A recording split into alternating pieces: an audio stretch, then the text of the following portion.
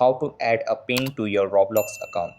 Hey guys, in this video, I will show you how to add a pin to your Roblox account. Alright, so let's begin with the video.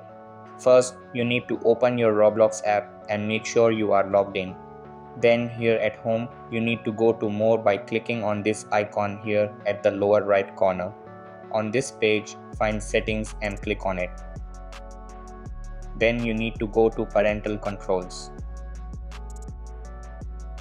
Now to add or enable a pin on your Roblox account, just look for parent pin. Here, as my account age is not verified, that's why it is not showing.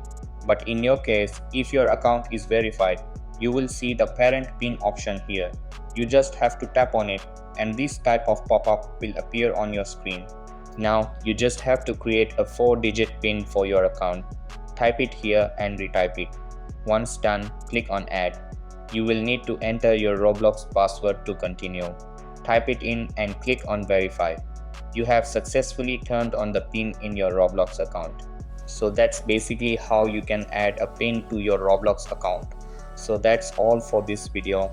Consider subscribing if you find it helpful, and I'll catch you in the next one. Thanks.